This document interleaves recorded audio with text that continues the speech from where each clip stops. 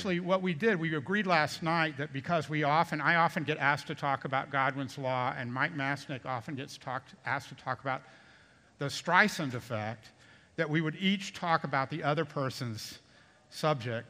So we're gonna, I think we'll have a seat here. Yeah. So Mike, well, I actually, you want to introduce yourself? Well, yeah. Well, I actually want to make a correction, yeah. which is you introduced me as a lawyer. I'm not a lawyer. I occasionally play one on the internet. He is an internet lawyer.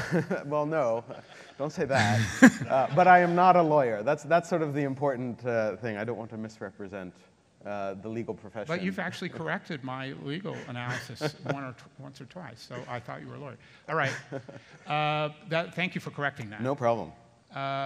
Which I think means I'm the only lawyer here. I could be I'm the only lawyer here, certainly this morning. But let me just start and say, Mike Masnick, you've heard about this Godwin's law thing. Can you tell us a little bit about Godwin's law? And I'll also say to the audience, in preparation for this, I did absolutely no research, other than what I've remembered from many years of following what Mike has done and working with Mike and knowing about Godwin's law from before we even met. So Godwin's law, for those who don't know it, in my description, and feel free to correct me, was a slightly tongue-in-cheek, facetious law/meme that Mike came up with many years ago in sort of pre-internet times. Well, pre-my internet. Pre-your internet, pre-web, certainly pre-web times, to express something that he noticed was happening in various forums online, which is that if some of you haven't noticed or haven't spent much time online, which is probably unlikely given this crowd, when a conversation happens online where people get emotional and heated, the conversation sometimes, just sometimes, will sort of spiral out of control a little bit. And Mike very astutely noticed at least somewhat disturbing pattern and decided to note a law, which was effectively, and again, feel free to correct me if I don't get this quite right, as a conversation on the internet or a computer network, since it was sort of pre-internet when you first created it, continues and gets larger and longer, the probability that someone will compare something or someone in the conversation to Hitler and or the Nazis rapidly approaches 1. So as it happens, you are more and more likely to have someone get angry enough and emotional enough to call the person that they're arguing with or the person that they're defending either the equivalent of Hitler or the Nazis. Is that a decent summary? That's a pretty good summary. There's a Wikipedia entry on it, which I did not write, but which seems to be pretty accurate, which actually quotes, I said the probability approaches 1. Why didn't I say the probability approaches 100%, which is a little more Englishy? And the answer is I wanted it to sound more scientific. Right. But it's not science. It's not actually a scientific prediction. It's meant to sound like science. And the idea here was that if people realized that they were just falling into an easy rut or to an easy, cheap, glib comparison to the Holocaust or the Nazis, then something had gone wrong. And my goal was to make people be more self-aware that they were escalating comparisons and using maybe inappropriate historical, excessive, hyperbolic tropes to insult the person who disagreed with them, about whether, John Kerry was right or the Swift voters were right or whatever. And I think it's actually important to note that in a very cool way, effectively, I think Godwin's law is somewhat self-correcting. The fact that as more people sort of know about it and learn about it, you have sort of two things happen. One is that they avoid making those sort of glib historical comparisons, which tend to really derail generally already off-rails conversations, but they begin to think about it more and recognize it. But the second thing is that you have other people who know about Godwin's law and sort of police it So as soon as someone now makes a reference to, you know, a sort of Holocaust or Nazi reference in an online conversation where it's inappropriate, you know, people will immediately point out Godwin's law, and it sort of is a way of kind of diffusing that line of discussion and generally keeps conversations a little bit more in line, at least in my experience. Well, that was the goal. I mean, actually, the goal was just to make people more self-aware. Certainly, if you are talking about the history of the Third Reich, you get to bring up Hitler or Nazis. Right. Nobody's stopping you from doing that. And you should bring them up, because it's hard to talk about the Third Reich without doing that. But the other thing is, I think, you know, more recently, unpleasantness in Charlottesville, there were people actually using using a little bit of Nazi symbology, and it was appropriate to call those people Nazis. They're self-identifying as white nationalists. A lot of them were, and it's appropriate to be appropriately critical of that kind of excess. And nothing, since I'm a free speech advocate and Mike is a free speech advocate, we support your right to make any comparison you want. But at the same time, because we're free speech advocates, we would like people to think a little more carefully about the kinds of things that they say online. And ideally, that's self-policing. But I want to, at this point, bring up Mike's contribution to this, Mike Masick's contribution to kind of the self-policing aspect of internet conversations. And that's that all of us, you know, we've lived through this transition to an internet-connected culture, and one of the things that we encounter, and especially if you are an intermediary or a service provider of any sort, one of the things that you encounter is sometimes a business or an individual will see some content online that they don't like, and they would like to threaten, if they have money, they would like to threaten you with legal action. And they may know that one of your subscribers is actually the originator of the content they object to, and they'll want to find someone to sue, to basically shut down the content. But what Mike has shared is which he named, and which I'll name it in a minute, but it's the Streisand effect. What Mike shared is that if you try to suppress the information that you don't want to see on the internet, you may find that you encounter a backlash, that people in the perversity of human nature will take what it is that you object to. They'll take what it is that they object to, they'll take what it is that you object to, and they'll actually spread it around more. And the example was that inspired the Streisand effect was this. A guy was taking in a helicopter photographs all along the Pacific coast to show soil erosion. Barbara Streisand's lawyers realized that some of the photos might include her palatial Barbara Streisand retreat on the Pacific coast, and sent a cease and desist letter and actually sued the photographer to try to suppress that photograph. They found out that it wasn't easily seen. Not many people had seen the photograph. But of course, once the news coverage about the photograph emerged, a lot of people saw the photograph. So it had just exactly the opposite effect that Ms. Streisand and her lawyers wanted to have. And is that a pretty good summary of the Streisand effect? I think so. And just to put it in perspective, and kind of there were sort of thousands of these photographs, and it was the early 2000s when this happened, and you know, there wasn't sort of a good interface to even see them. So it was actually very difficult to see them, and it kind of came out as part of the lawsuit that, I forget the exact number, but it was single-digit number of people had seen the photograph prior to the lawsuit being filed. I think it was 8 people, and if I remember correctly, 2 of them were Barbara Streisand's lawyers. So effectively 6 people outside of her lawyers had probably seen this picture beforehand. The lawsuit, you know, then they sued him. I believe the number was for $50 million. And the Associated Press reported on it. And the day that the Associated Press report came out, I believe like 700,000 people went and looked at that photograph. So if her goal was to... I was one of the 700,000. So was I. If her goal was to suppress the idea that you could find this aerial photograph from a helicopter of her estate among the thousands of photographs of the California coast, that failed in a fairly spectacular manner.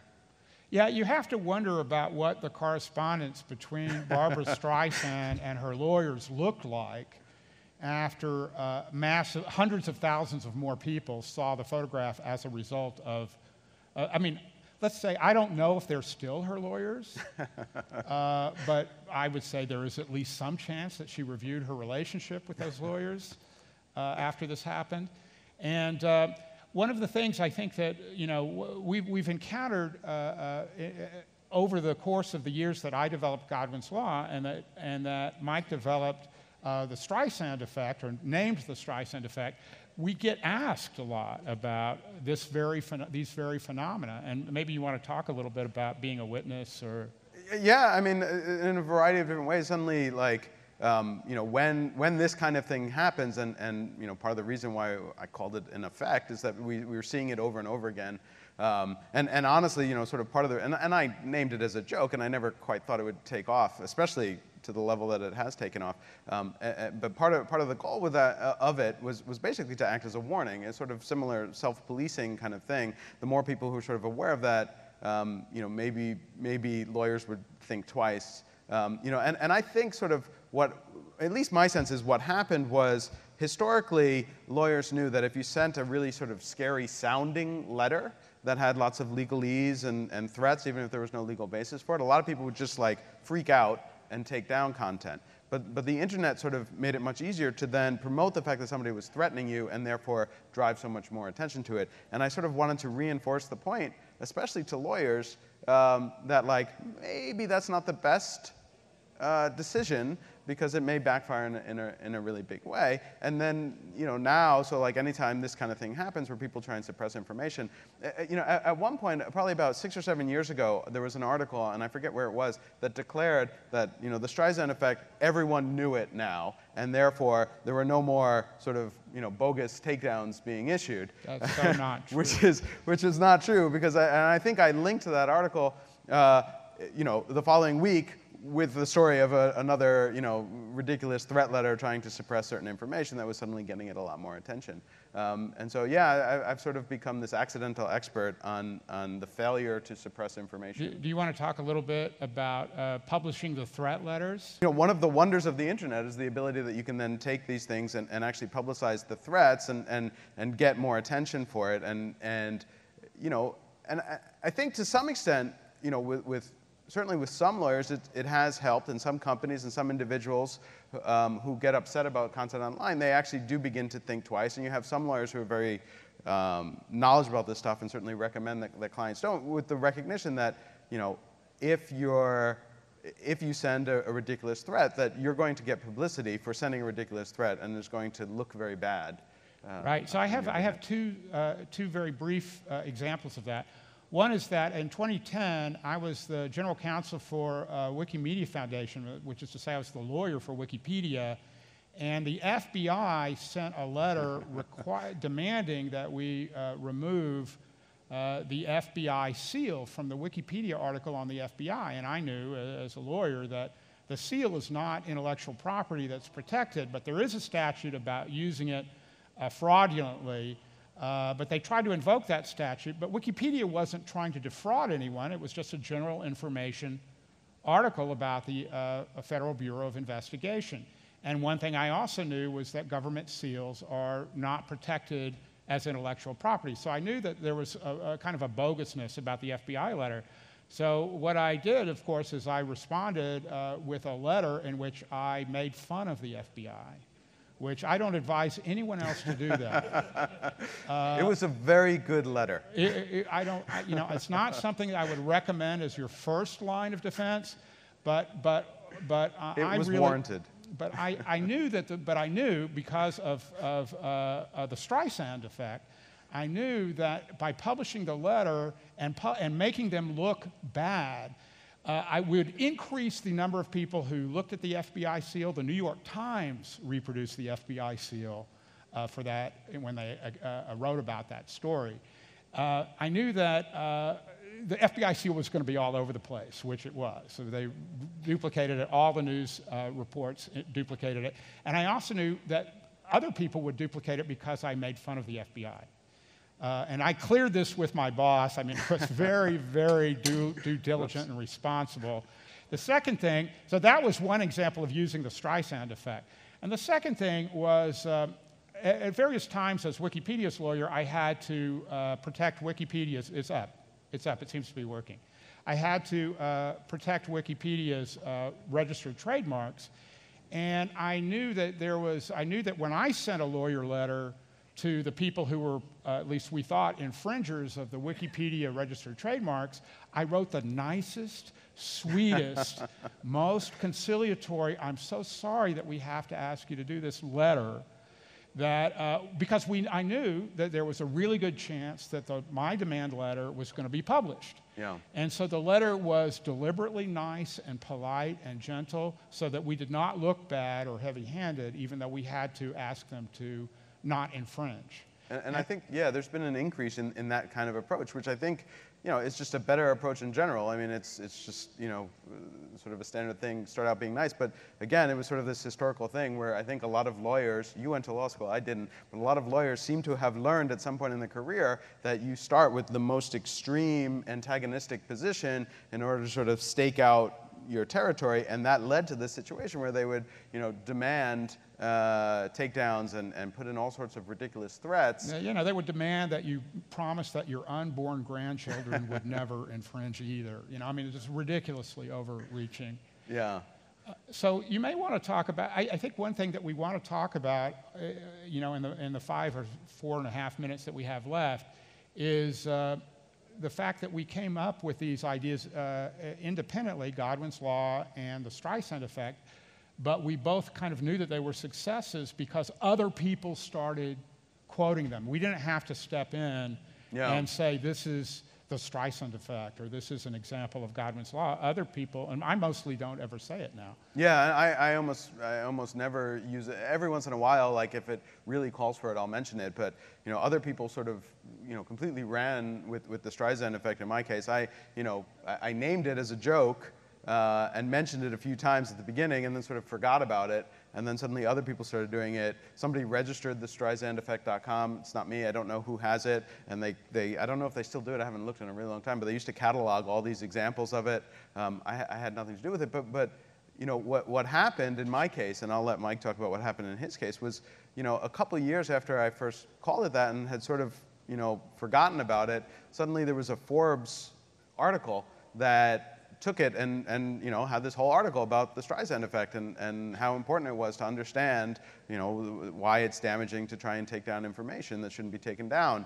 And then suddenly it was like a big deal, and I was named in the article, and then I got requests I was on NPR, All Things Considered, because there was an example of an attempted takedown, and they wanted me to talk about the Streisand effect. And suddenly it became this thing where like the media picked up on it through no effort of my own, and suddenly it became a thing. And thankfully, in my case, to some extent, I named it the Streisand effect. I didn't name it after me. You have a slightly different story. So it's not fully tied to me. And there are times, people I've known for years will suddenly find out that I originally coined the Streisand effect, and they'll be like, wait a second, I've known you for years. I never knew that this was you. And so in my case, it's thankfully sort of taken on a life of its own, and it's kind of cool to watch and see it. That's right. But in another way, in a sense, you're free riding on Barbara Streisand's trademark. Wait.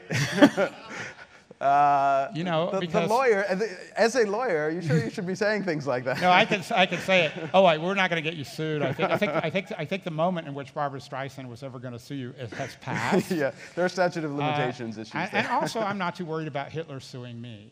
I think I feel that Hitler's trademark has probably lapsed.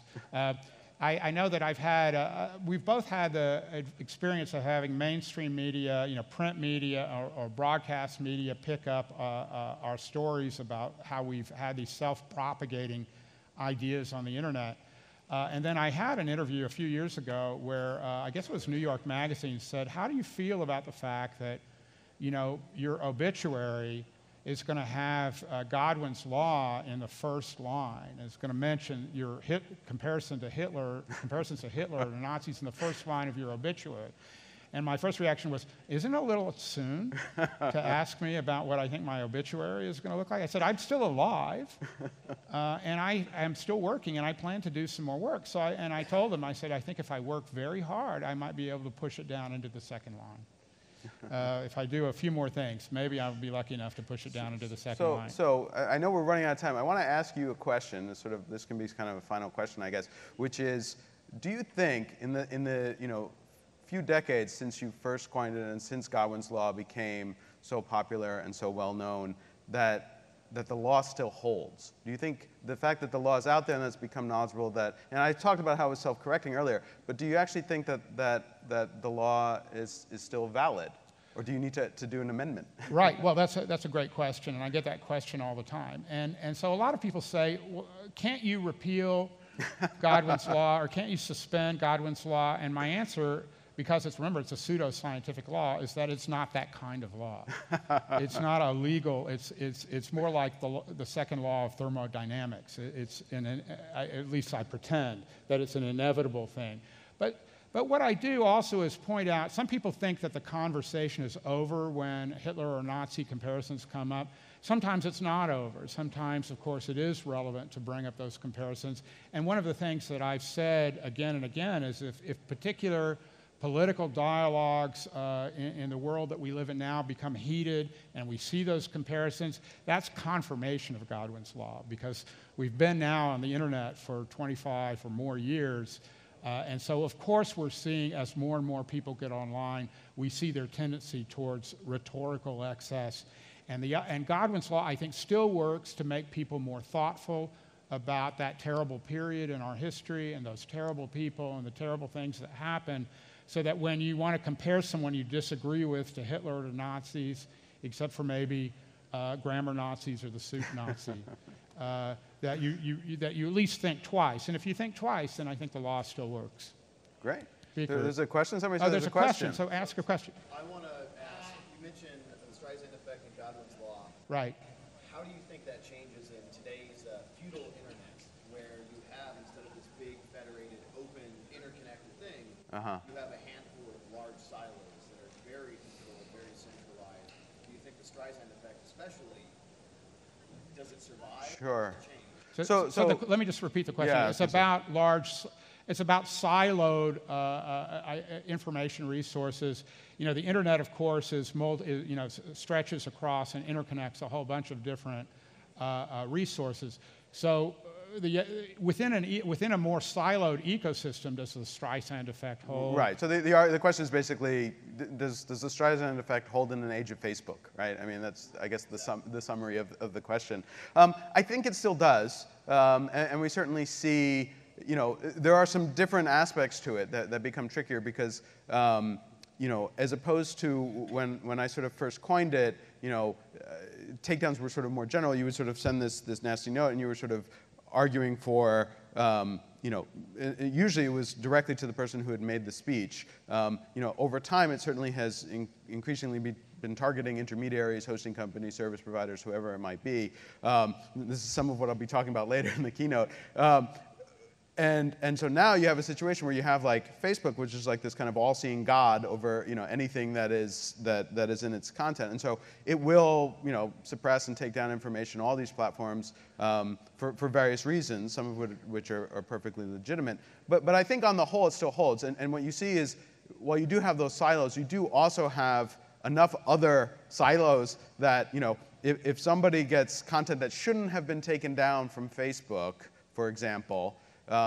That it begins to pop up on Twitter and on other platforms, and so people, or Medium, or different platforms that allow people to talk to it and point back to the original platform and say, why did you take this content down? It should have remained up. And we're seeing more and more of that. I mean, right. If stuff migrates from silo to silo, and because people use more than one service. But I will also point out that Godwin's law actually originated in the BBS world of the 1980s, and essentially all of those systems were siloed. CompuServe was siloed, MCI Mail was siloed, AOL, for a while was siloed, and yet stuff migrated in and out. And so I think that the Godwin's law applicability is there, and the way it functions, it does not require it to be spread on the internet. So I think that's a good point for us to stop. I think we're going to bring our next speaker on. Great. And so thank you very much.